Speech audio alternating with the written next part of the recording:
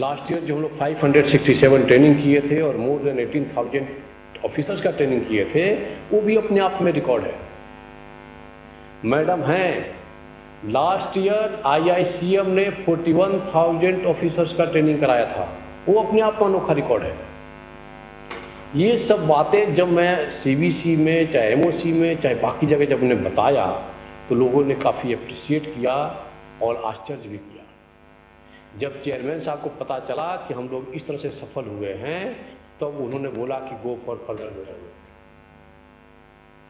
Go for further betterment मतलब हमको जाना है, फिर से दोबारा ट्रेनिंग करें, उस तरह से इसको कंटिन्यू रखें। इस मैराथन ट्रेनिंग का मैंने थीम रखा हुआ था, ignorance of law is no excuse. मैं हमेशा बोलता हूँ कि हमारा कोल इंडियन जेम है, यदि वो कोई ये बोलता है कि हमको रूल नहीं पता था इसलिए गलती हो गई, तब अब इसको बर्दाश्त नहीं किया जाएगा। एक और हम लोगों ने शुरुआत किया है, जीरो टॉलरेंस पे काम कर रहा है, जो नो GPS नो ट्रक, उसी तरह से no training no sensitive post. ऐसा किसी ऑफिसर से सेंसिटिव काम नहीं कराएंगे यदि उसको नॉलेज नहीं है। यदि वो नॉलेज या तो खुद गेन किया हो, या ट्रेनिंग करके किया हो, या डिस्कस करके किया हो, but he should be aware of the rules, regulation, SOP and manual everything, तभी वो उसको हम लोग सेंसिटिव पोस्ट पर बैठाएंगे। और एक हमने इंस्ट्रक्शन इशू किया था कि यदि कोई ऐसा आदमी पकड़ा गया, ये HOD को मैंने बताया था कि ये आपकी ड्यूटी बनती है कि आपके हर आदमी को ट्रेंड होना चाहिए। यदि कोई गलती मिली तो मैं तो जो आदमी है गलती किया है बिकॉज ऑफ अनअवेयरनेस, उसको तो मैं नहीं छोड़ूंगा। माय डियर HOD साहब, आपसे भी पूछताछ होगी। इस मिशन पर हम लोग काम कर रहे हैं। अब देखते हुए कि ऐसे भी हर साल हमारा फिर से मैनुअल अपडेट हुआ, जेम में भी नए नए गाइडलाइंस आ गए। जो 2022-23 में हम लोग 10,000 करोड़ का टारगेट दिया गया था जेम से टेंडर करने का, हम लोग टारगेट पूरा नहीं कर पाए, केवल 3,236 करोड़ का टेंडर कर पाए, फेल कर गए because of n number of issues of GeM. GeM के बारे में हमको पता नहीं था, हमारे मैनुअल भी उस तरह से अलाइन नहीं किया गया था। 2022-23 का फेलियर के बाद हम लोगों ने काम किया, उसमें आप लोगों ने काम किया, पूरा टीम और जेम के जेम हमारे अग्रवाल से वहाँ बैठे हुए हैं, इनका सहयोग से हम लोगों ने स्ट्रेंथन किया अपने आप को। अगले साल टारगेट था 30,000 करोड़ का टेंडर करने का जेम से, और आपको बताते हुए खुशी हो रही है कि हम लोगों ने 1 लाख करोड़ का टेंडर किया था 30,000 के टारगेट के,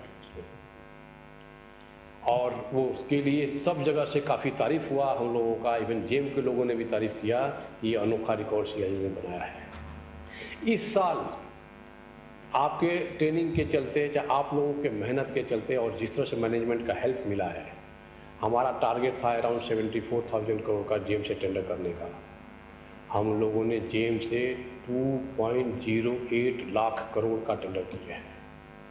ये पूरा हिंदुस्तान के सारे PSU में सबसे ज़्यादा है। ये कहाँ से आ रहा है? क्योंकि आप इम्प्रूव कर रहे हैं, ये रिजल्ट है हमारे मेहनत का, आपके मेहनत का फल है। ये ट्रेनिंग का रिजल्ट है कि हम लोग बेटरमेंट में जा रहे हैं। लास्ट ईयर जिस तरह से ट्रांसपेरेंसी वे में काम किए, हम लोग IT का यूज़ किए, ट्रेनिंग का फायदा उसका यूज़ किया, आपका अवेयरनेस का रहा, और जिस तरह से ग्रोथ और प्रोडक्शन एंड अर्निंग हो रहा है कोल इंडिया को, हम लोगों को सर्टिफिकेट मिला best great place to work. CIL को ईयर 2024-25 का सर्टिफिकेट मिला है ग्रेट प्लेस टू वर्क। हम लोग थोड़ा पीछे पोजीशन में थे, उसको फर्दर स्ट्रेंथन किए, और आज की डेट में टॉप 50 कंपनी है यदि इंडिया का ग्रेट प्लेस टू वर्क, उसमें हमारा स्थान मिला है। जेम में हाईएस्ट नंबर ऑफ टेंडर हम लोग कर रहे हैं, वर्ल्ड के नंबर 1 कोल कंपनी है। और मेरा तो ये मानना है, आप जिस तरह से आपका कर्म है माइनिंग सेक्टर वालों का, आप काम क्या करते हैं?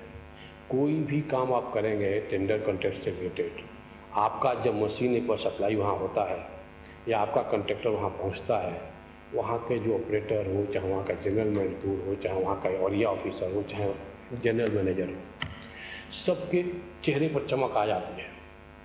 मैं जब भी फील्ड में जाता हूँ तो वहाँ पता चलता है कि महोदय सर बस वो टेंडर फाइनल हो जाएगा तो हमारा प्रोडक्शन 30% बढ़ जाएगा। सर वो मशीन आ जाएगा तो ऐसा हो जाएगा।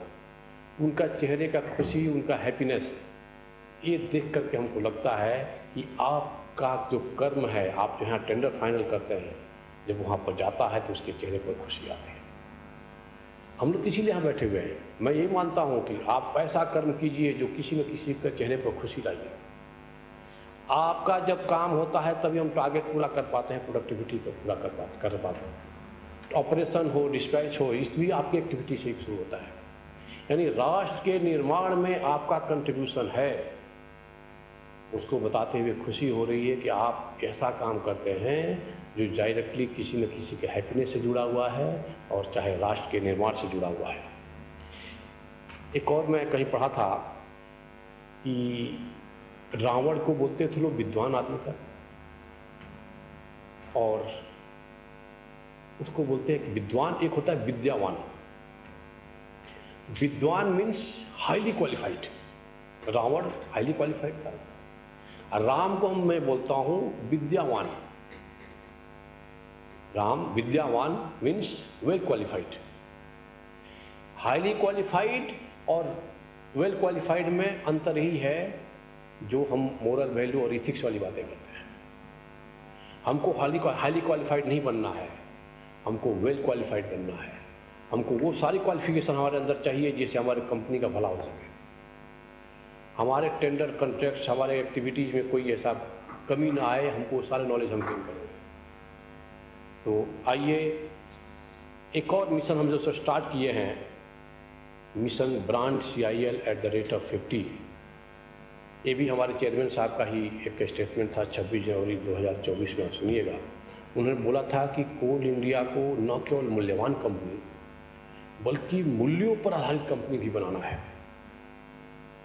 यानी मूल्यवान कंपनी यानी अर्निंग, प्रॉफिट और प्रोडक्शन तो होना ही चाहिए, साथ साथ मूल्यों पर आधारित कंपनी होना चाहिए। उन्हें हमारा हर आदमी वेल क्वालिफाइड हो, हर आदमी आइडियल हो, हर आदमी परफेक्ट हो। जब आप सब इकट्ठा होकर के काम करेंगे और इथिकल वे में काम करेंगे तभी हम लोग ब्रांडेड कंपनी बना पाएंगे। इस मिशन में जुड़िए, आपका हर कंट्रीब्यूशन आपको मिशन कंपनी को ब्रांडेड लेकर जाएगा। और जब एक बार ब्रांडेड हो जाता है तो आपका दैट इज सफिशिएंट। हर आदमी हमेशा आप शान से बोल सकता है कि we are working on a very good company, जहाँ पर बड़ा शान से काम करते हैं, हाइट ऊँचा करके काम करते हैं, ब्रांडेड कंपनी है। यहाँ कोई रूल पे काम नहीं होता है, यहाँ पर वैल्यू बेस पे काम होता है। कंपनी को रूल बेस से वैल्यू बेस कंपनी होता है। इसमें एक और मैं आज टेंडर कॉन्ट्रैक्ट से रिलेटेड है, मैं हमेशा जो भी टेंडर मैटर में सेंसिटिव काम करते हैं उनको ही मैं बोलता हूँ कि जो भी आपको टेंडर मैटर में रिसर्च करना है, टेंडर कॉल करने के पहले कर लीजिए। स्टैंडर्ड टेंडर डॉक्यूमेंट होना चाहिए और वो स्टैंडर्ड डॉक्यूमेंट भी टाइम टू टाइम अपडेट होता रहना चाहिए। हमारा कोई भी आइटम या स्पेसिफिकेशन एम्बिगुअस नहीं होना चाहिए। कोई LAR जो भी करना है आप रिसर्च करके आज उसको फाइनल कर लीजिए। एलिजिबिलिटी क्राइटेरिया, कोई भी एलिजिबिलिटी क्राइटेरिया टेलर मेड नहीं होना चाहिए, रिस्ट्रिक्टिव नहीं होना चाहिए। कुछ ऐसा ना हो कि उसका कुछ मिसयूज हो सके। जो भी हम कंडीशन रख रहे हैं, चाहे आर्बिट्रेशन क्लॉज हो, पेनाल्टी क्लॉज हो, या हमारा मेक इन इंडिया का क्लॉज हो, MSME का क्लॉज हो, या कोई भी लीगल इश्यूज है, जो भी कंडीशन है आप टेंडर फाइनल करने, इनवाइट करने के पहले टेंडर डॉक्यूमेंट को उसको डाल दीजिए। ये सब करने के बाद जब आपका टेंडर अपलोड कीजिए, अब आपके लिए बाइबल हो गया। जो टेंडर डॉक्यूमेंट में लिखा हुआ है उसी को हमको अक्षरशः फॉलो करना है। जब टेंडर फाइनल करने जाइए तो टाइम बाउंड मैनर में काम करना है। कौन TC मेंबर होगा, कौन एक्सेप्टिंग अथॉरिटी होगा, ये सब डिसाइड करते हुए हमको टेंडर फाइनल करना है, टाइम में करना है। किसको हम L1 को दे रहे हैं या नहीं दे रहे हैं, क्यों दे रहे हैं, क्या रेट दे रहे हैं, क्या कंडीशन एक्सेप्ट कर रहे हैं, उसका क्या कंडीशन है, जो भी है उसको डिटेल में TC माइनूट्स में रिकॉर्ड कीजिए। आई रिपीट, क्यों जो भी आप डिसीजन ले रहे हैं TC फाइनल करते समय उसको TC माइनूट्स में रिकॉर्डेड होना चाहिए। टीसी कमेटी मेंबर का सबका साइन होना चाहिए, उसमें डेट होना चाहिए और फिर टेंडर एक्सेप्टिंग अथॉरिटी के पास जाना चाहिए। कहीं भी कुछ भी इसमें इशू आएगा, माय डियर फ्रेंड्स, ये सबकी कलेक्टिव रिस्पॉन्सिबिलिटी होती है, tender committee members and tender accepting authority के सबके साथ में। तो कोई ऐसा चीज़ नहीं होना चाहिए जो हम उसमें क्यों डिसीजन लिए वो रिकॉर्डेड ना हो। इसको ट्रांसपेरेंट वे में काम करना है और टाइम बाउंड मैनर में काम करना, डिले नहीं होना चाहिए। एक बार जब टेंडर फाइनल हो गया तो एक्सक्यूशन हो, एग्रीमेंट हो, चाहे बिलिंग हो या एक्सटेंशन टाइम का हो या बीजी बॉन्ड के एक्सटेंशन का हो या रिटर्न करना बीजी बॉन्ड का हो, फाइनल बिल का हो, इसमें कोई डिले नहीं होना चाहिए। मजूमदार साहब अपना लेक्चर में बताइए कि डिले कैसे हम अवॉइड करें। डिले नहीं होना चाहिए, क्योंकि मेरा मानना है कि यदि कोई भी डिले कर रहा है, चाहे जिस्ट का भी हो, ट्रांसपोर्ट पोस्टिंग का हो, टेंडर्स का हो, बिल का हो, पेमेंट का हो, चाहे जो भी व्हाट एवर द रीजन में भी, यदि कोई डिले कर रहा है मतलब उस आदमी के दिमाग में कुछ खिचड़ी पक रही है। डिले नहीं होना चाहिए। जब डिले होगा फिर हम ब्रांडेड कंपनी का सपना नहीं देख पाएंगे। तो कभी हमेशा ये ध्यान रखना, कोई भी ऐसा हमारा डिसीजन, एक और मैं देखता हूँ माय डियर फ्रेंड, हमने जब चेक किया देखा कि इतना ब्रांडेड कंपनी इतना बताने के बाद भी रिकॉर्ड कीपिंग ठीक नहीं रहता है। साइन करेगा तो डेट नहीं डालेगा, पेज नंबरिंग नहीं रहेगा फाइल में, टेंडर कमेटी मीटिंग का पता ला कि 2 आदमी साइन किया है, कोई और साइन भी नहीं किया है। पता नहीं टेंडर एक्सेप्टिंग अथॉरिटी एक्सेप्ट कैसे कर लेता है। टेंडर वीसी मोड में हुआ कि मैनुअल फिजिकल मोड में हुआ, ये भी रिकॉर्ड में नहीं रहता। प्रॉपर रिकॉर्डिंग रहना चाहिए। दूसरा एक और मैं हमेशा बोलता हूँ, माय डियर कोल इंडियंस, आप जेम हैं, आप आइडियल हैं, आप वेल क्वालिफाइड हैं। कभी कोई आपको फोर्स कर रहा है कि ये ऐसा लिखो, कोई गलत इंस्ट्रक्शन दे रहा है, एज ए सीबीओ मैं आपको इंस्ट्रक्शन दे रहा हूँ कि आप डरिए मत, आप वही काम करिए जो एक्चुअल में सत्य है, ट्रू है। तब भी कोई फोर्स कर रहा है तो आप उसको बॉस को बताइए, सुपर बॉस को बताइए कि ऐसा ऐसा हो रहा है तो गलत है। वो डिसीजन लीजिए जो कंपनी के हित में है। यदि उसका किसी का इंस्ट्रक्शन है जो कि कंपनी के हित में नहीं है, उस जो भी इंस्ट्रक्शन दे रहा है उसको मैंने वर्ड यूज किया है मोटा भाई। हर कंपनी में कोई ना कोई ऐसा आदमी मोटा भाई होता है जो आदमी को धमका करके कुछ गलत काम कराता है, लेकिन आप उसको अपोज कीजिए, रेसिस्ट कीजिए। और सबसे बढ़िया टूल पीडीपी कंप्लेंट का है। आप अपने सीखिए पीडीपी कंप्लेंट कैसा होता है, गूगल में यूज कर सकते हैं, अपने कलीग को बताइए, इवन अपने घर परिवार, अपने समाज में बताइए, अपने गांव में बताइए कि पीडीपी रेजोल्यूशन के माध्यम से कंप्लेंट करने पर पता नहीं चलता है कौन कंप्लेंट किया है। ऐसे के लिए पीडीपी कंप्लेंट होना जरूरी है। जीएम विजिलेंस एनआर श्रीवास्तव साहब हैं वहाँ पे। पीडीपी के बारे में कल जो परसों जो लेक्चर होगा विजिलेंस से रिलेटेड, उस वाले विजिलेंस ऑफिसर को बोलिएगा, उनको बताएगा पीडीपी कंप्लेंट कैसा होता है। और आप लोग जब इंट्रैक्शन कीजिए तो गूगल बाबा में सर्च कर लीजिए, हाईली कॉन्फिडेंशियल होता है, सीधे सीबीसी को कंप्लेंट किया जाता है, सेक्रेटरी सीबीसी को, ना हमको भेजना है ना अपने सीबीओ को भेजना है। पीडीपी कंप्लेंट को यूज कीजिए और ऐसा मोटा भाई को निकालना है। यदि कोई तालाब है उसमें सारी मछलियाँ अच्छी हैं तो एक दो मछली यदि खराब है तो पूरे तालाब को गंदा कर सकती है। ऐसे मछली को तो मैंने इंस्ट्रक्शन दिया है सारे बिजनेस ऑफिसर को उठाकर फेंकना बाहर। तो पीडीपी का मैं इतना बोलने का पर्पस यही है कि पीडीपी का यूज कीजिए, बिल्कुल डरिए नहीं और काम करिए। तो भागवत गीता में लिखा हुआ है कि नित्यम कुरु कर्तव्यम, नित्यम कुरु कर्म त्वम, कर्म ज्यायो अकर्मणा। अपना कर्तव्य कीजिए, कर्म कीजिए, क्योंकि कर्म करना कर्म न करने से हमेशा अच्छा होता है।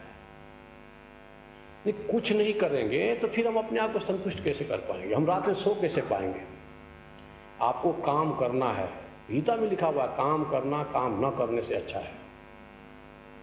जिस तरह से हमारा टारगेट है, जिस तरह से विजन 2047 पर कोल इंडिया भी काम कर रहा है, विकसित भारत के बारे में काम कर रहा है, और जिस तरह से मेगा सेमिनार और ट्रेनिंग का इस तरह से हम लोग परफेक्शन की तरफ जा रहे हैं, आपको काम करना पड़ेगा, आपको बोल्ड डिसीजन लेना पड़ेगा, इनोवेटिव डिसीजन लेना पड़ेगा।